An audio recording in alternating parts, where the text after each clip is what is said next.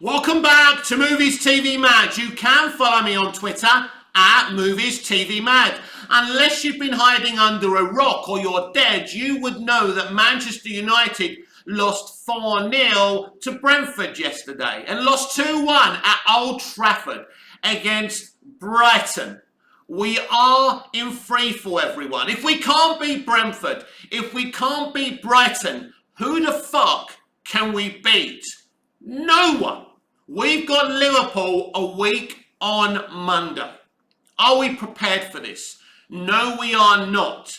We were told when Eric Ten Hag was being interviewed that he was roasting the people that were interviewing him.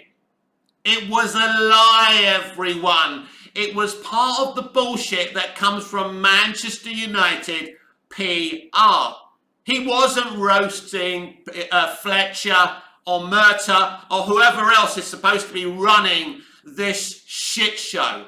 It was a lie, everyone. You know what I look at when I see this manager? I respect him. I don't want to blame him, and I certainly don't want to start screaming, Eric Ten Hag out. That would be ridiculous. But when I look at him, he just seems happy to be there. If he roasted them in the interview, why is Harry Maguire playing every game? Why is he still our captain? Any serious person would have dropped Maguire and would have made a statement by stripping the captaincy of him, right? And I'm not going to attack players or be personal here. I have sympathy for them as well within this shit show. But anyone could see that Maguire has lost his form ever since he was arrested in Greece. We all know that. We all know we want a dominant centre-back.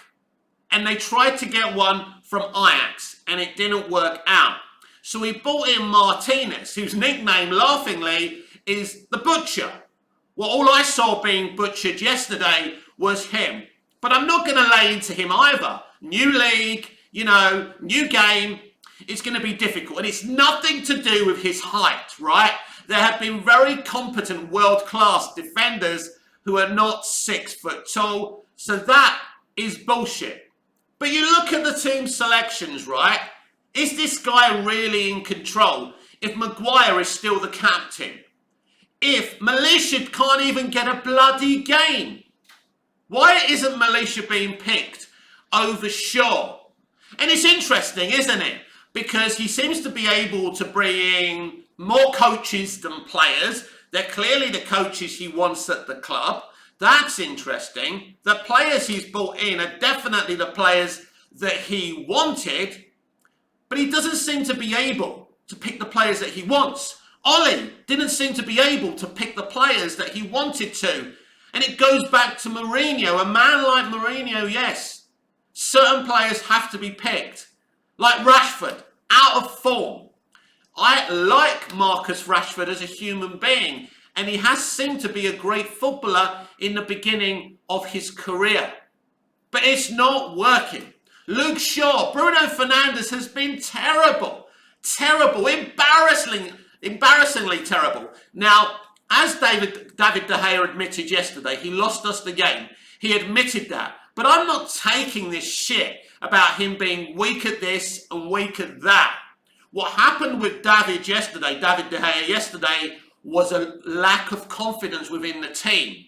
There's a nervousness around that defence, the kind of nervousness you get when you've got a new centre-back and you have a lack of confidence. Those kick-outs that he did, right? That terrible one he did to Eriksen isn't because he's crap at distribution. That was nerves, everyone. That was a lack of confidence. Let's not push some bullshit propaganda. This is a top-quality goalkeeper. Maybe his best years are behind him. And yes, his best attribute is a shot stopper. But those attributes have held us in good stead. Now, the manager, if he could see there was a problem with De Gea, why didn't he get a goalkeeper? Because if he bought a goalkeeper, he wouldn't be able to buy someone in the outfield situation. We have the Frankie de Jong situation. There's a shit show going on at Barcelona. Do you know what's funny about the situation at Barcelona. They don't have much money, right? They're in meltdown. They could be bankrupt any day. But I tell you what, I really respect their chairman, president, whatever. He has been fighting for his club. He's been doing these financial levers to bring in players, and he's getting players slowly registered. Us as Manchester United fans can mock that and laugh at that and get frustrated with the Frankie de Jong situation, but even a man running a club that's this close to bankruptcy can bring in world-class players. What does that tell you about Manchester United? Manchester United promoted the people that worked under Ed Woodward. Why didn't we see the red flags here? Some did, of course. It's funny when I watch YouTubers saying this, that and the other for many years, I saw it as negative. I thought a good manager could work at this club, despite the owners. It's clear the owners have to go.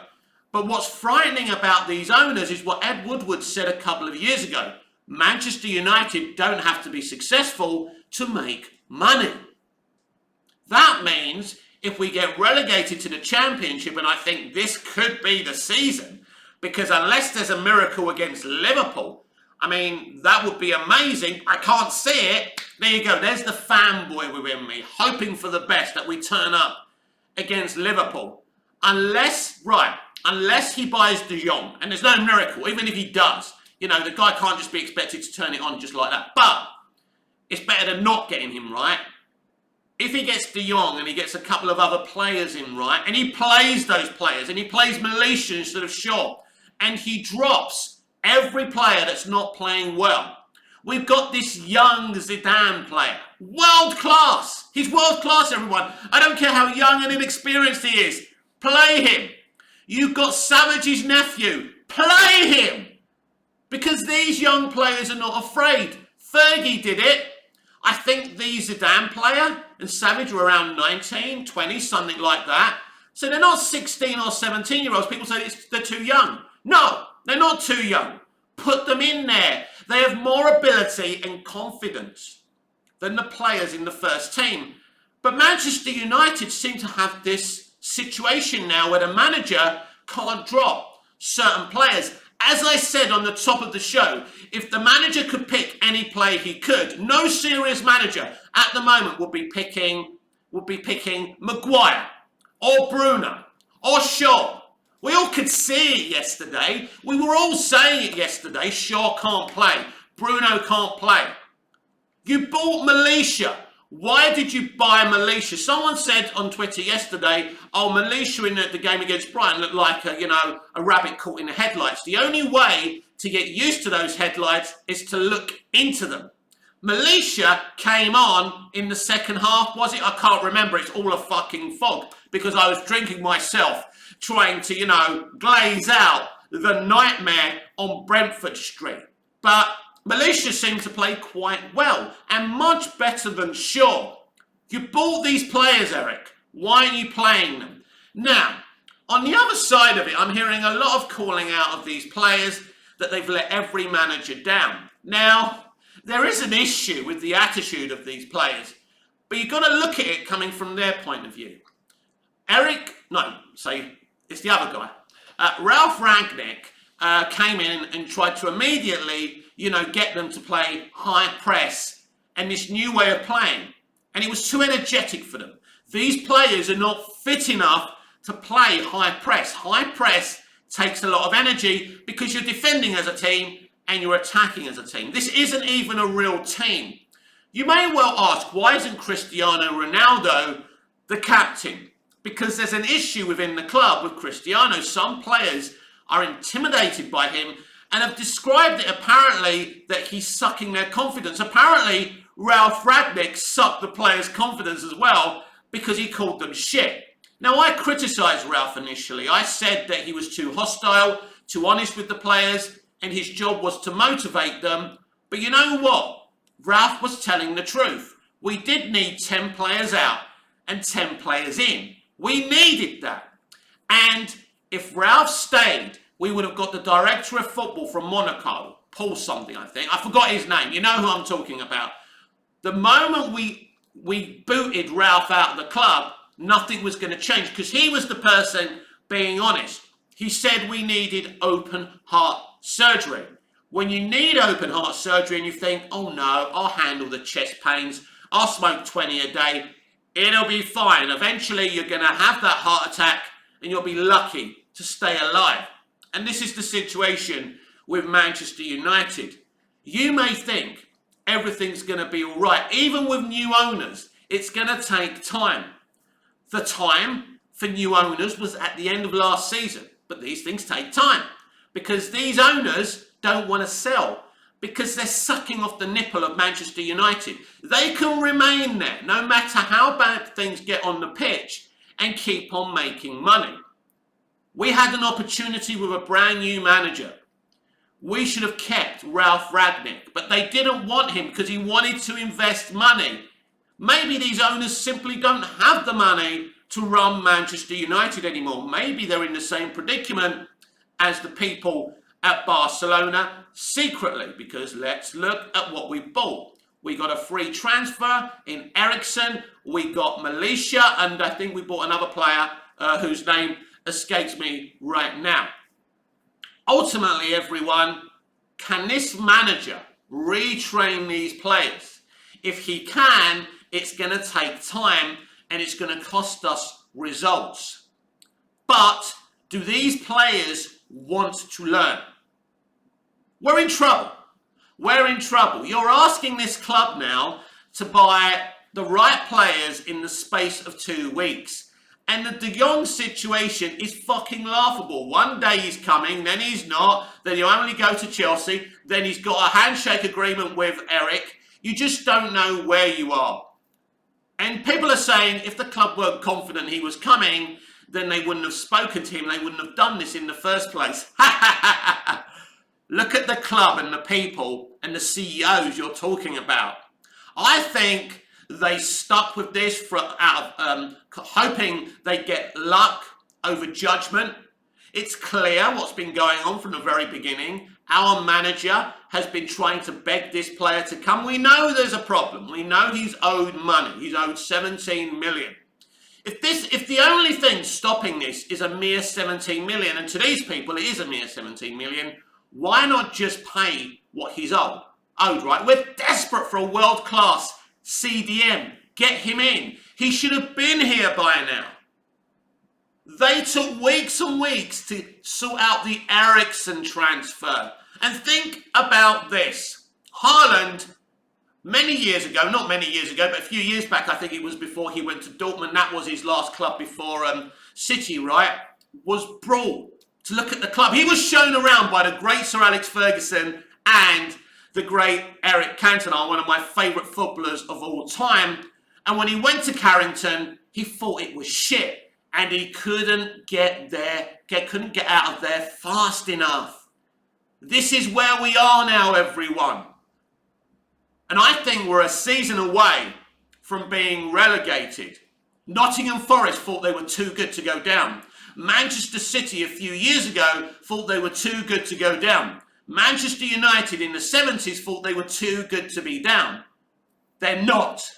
Nobody's too good to go down. You must earn the right to win a football match. You must earn the right to win trophies. Being Manchester United doesn't get you anywhere.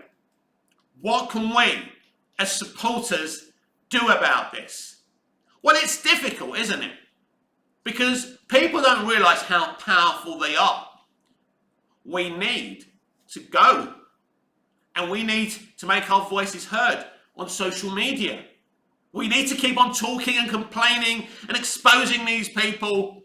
And next Monday, that stadium must be emptied. Now, I can't be dictating to people from a laptop in Cyprus. That wouldn't be right. But if you deem that this is the right action, you should definitely do it. Because our club is in a lot of trouble. And it all could be avoided. Of course, this could have been avoided if Martin Edwards never made us a PLC. People laud Martin Edwards as a great leader, and he did a lot of great things for our club, but he also did some wrong things. By making us a PLC, the business made a lot of money and took advantage of what Sir Alex Ferguson did for us. But ultimately, it made us fragile against a hostile takeover. And this is what happened. We need an entity to own us, not the Glazers. We need someone like Radcliffe, right? But it doesn't seem like he's coming to the table.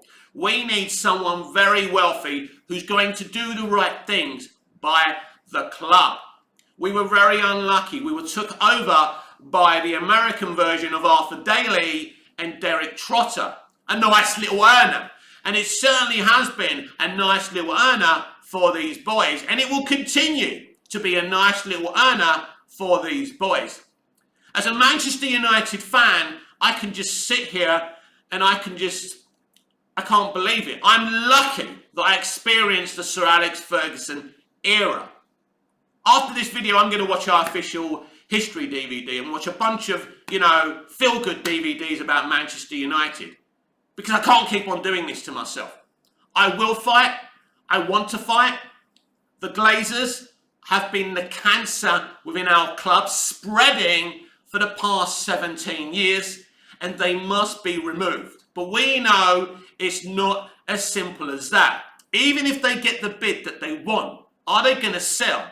Is getting that bid more money than they would make if they stay here for the next 10 years? It's interesting, isn't it?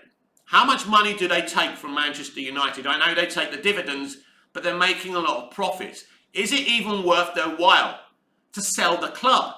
These questions have to be asked, everyone. Will they sell the club?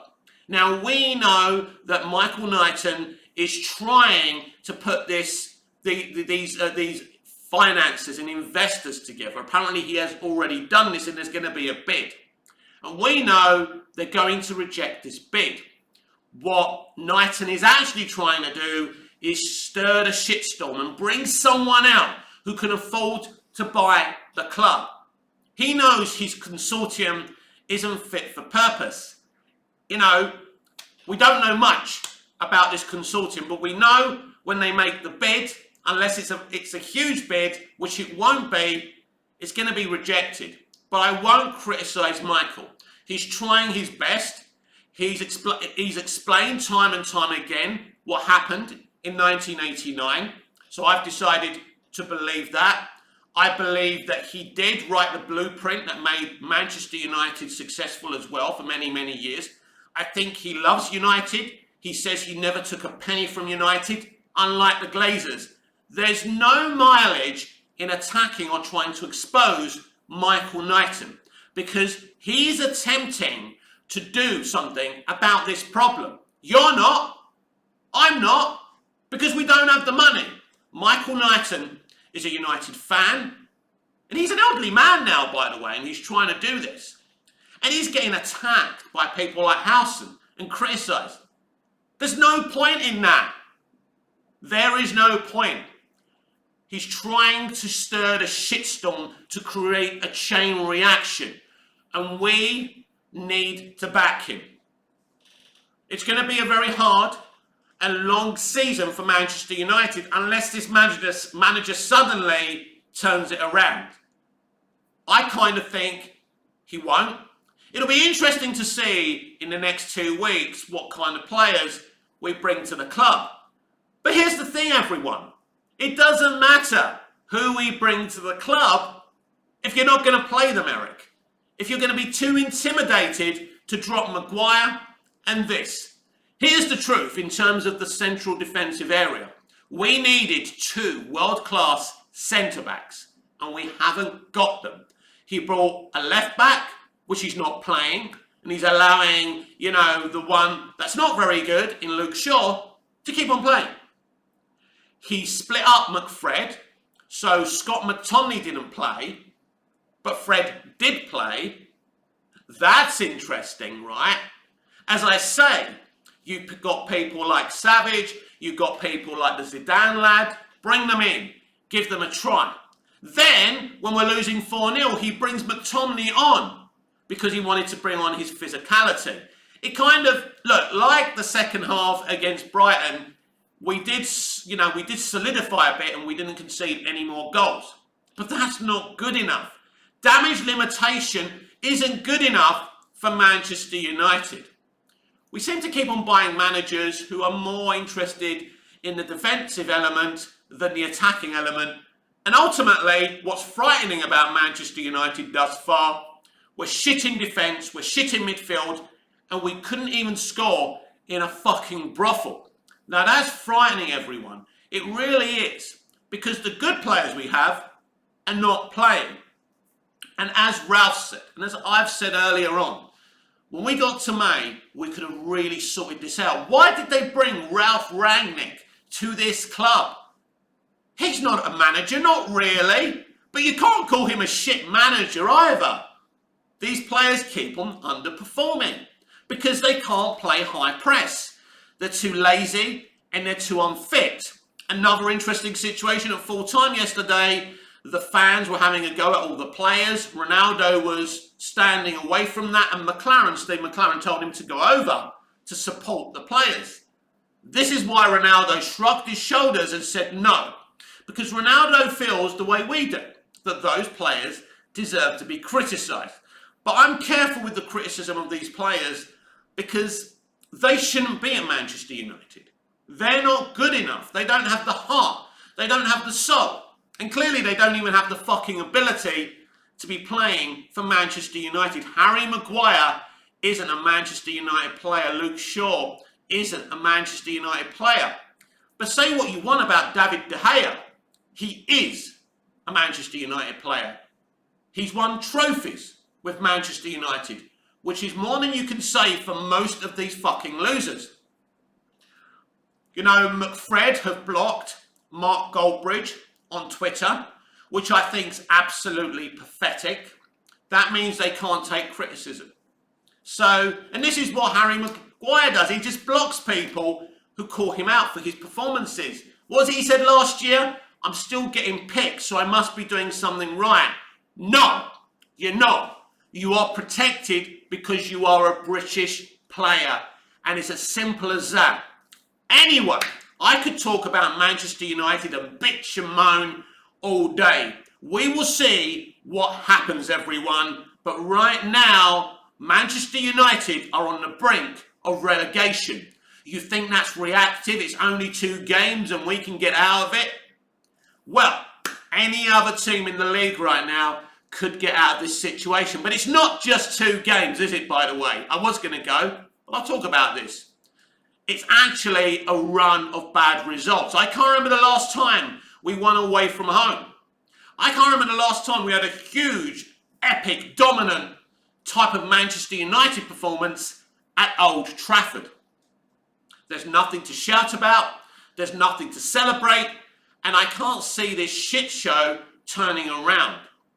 So we have to create a situation that the club's worthless. Now, the 58 group.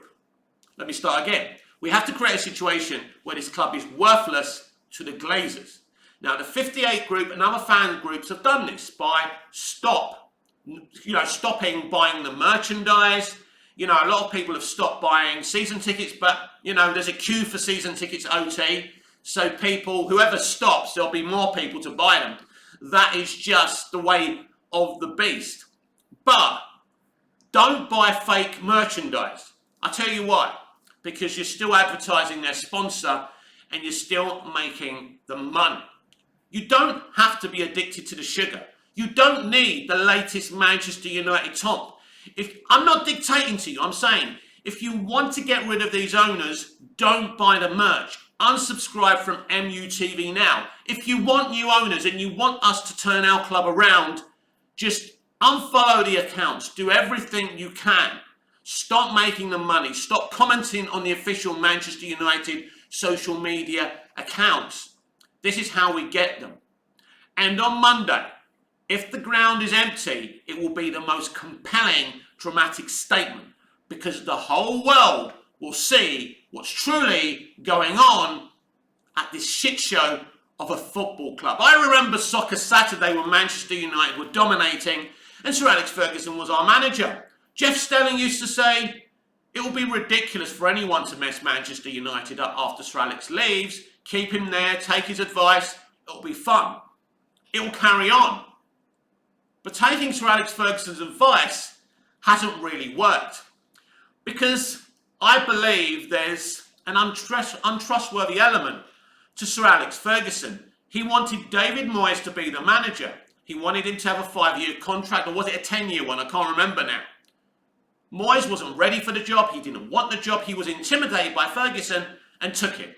Ferguson wanted control. This is why he brought the horse racing owners in and persuaded them to buy a stake of the club so he could have control. And then when that didn't work out, he brought in Moyes to keep on having control, and that didn't work out either. Ultimately, what did Ferguson do in his last season? Did he develop more youngsters? Did he bring in players in their peak or young enough to take on new challenges, as he used to say himself? No. He brought in Van Persie. He was kind of at the end of his career, but did excellent for us, right? But he didn't refresh the team because Fergie was only interested in his own legacy. Fergie is part of this. Fergie is part of this problem. He actually caused the problem, and we all know that. And you should never be afraid to out that he brought in these people. He got them to buy a stake in the club. He upset them, so they sold a stake of the club to the Glazers. And there you have it. This is the essence of the Manchester United problem. Please comment down below and let me know what you think about what's happening at Manchester United. I'm just a Manchester United fan. Do you know how I fell in love with Manchester United? It was 1994, we were playing West Ham, we were drawing 1-1, and we had to score one more goal to win the Premier League. Eric Cantona had been suspended because of that kung fu kick, and we lost the league by 1 goal. And I saw a young Gary Neville crying. Now, this was the first football match I'd watched since I was a very young child. This was the football match that made me fall in love with football again and made me decide to support Manchester United. Because even though we lost, there was something about this club. And you knew they'd come back the following year. It's a bit like when Club Lang knocks out Rocky Balboa. You know Rocky's going to win. And you knew Manchester United would come back. Kenny Dalglish knew that when Blackburn won the league. That's why he couldn't get away from that club fast enough as manager. He thought, fuck, I've won it. I better run because Fergie's going to be rampant. Which he was. That's when I fell in love with Manchester United. I fell in love with this club in defeat. That's the kind of club we used to be. You could fall in love with the personality and character of the club and the team. There's no personality anymore. This isn't the Manchester United we used to know. We must fight for that Manchester United. Whether we get relegated or it's a disaster, we must fight to get rid of the cancer which is growing within our club. That cancer is the Glazers. This has been Movies TV Man. I'm Mick, your host with the most. Just ask your girlfriends and your wife. Please like, share, comment, subscribe. Please hit the notification bell so you never miss this beautiful perfection. And I'll see you again in tomorrow's video. Until I see you again, goodbye, au revoir, auf Wiedersehen.